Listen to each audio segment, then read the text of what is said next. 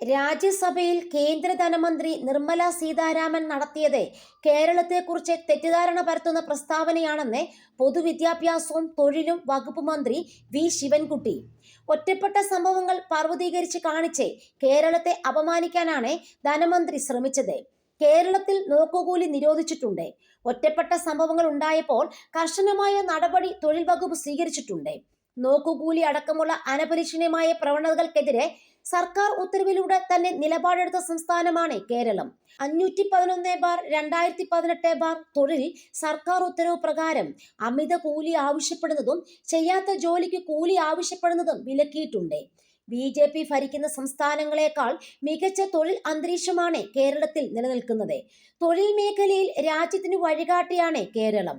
ലോകമെങ്ങും തൊഴിലാളി സംരക്ഷണ നിയമങ്ങളും നയങ്ങളും മാറ്റിവെക്കപ്പെടുന്ന സാഹചര്യത്തിലാണ് കേരളം മികച്ച തൊഴിലുടമ ബന്ധം ഉറപ്പാക്കുകയും തൊഴിലിട സൗഹൃദ സംസ്കാരം മുന്നോട്ട് കൊണ്ടുപോവുകയും ചെയ്യുന്നത്. കേരളം രാജ്യത്ത് ആദ്യമായി തൊഴിൽ നയം ആവിഷ്കരിച്ച് നടപ്പിലാക്കിയ സംസ്ഥാനമാണ്.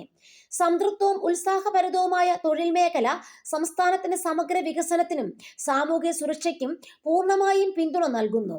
വികസന സൗഹൃദ തൊഴിൽ സംസ്കാരം ഉറപ്പാക്കുന്നതിലൂടെയും തൊഴിലുടമ ബന്ധം മെച്ചപ്പെടുത്തുന്നതിലൂടെയും കേരളം സുസ്ഥിര വികസനത്തിന് മാതൃകയായി മാറിയിരിക്കുന്നു.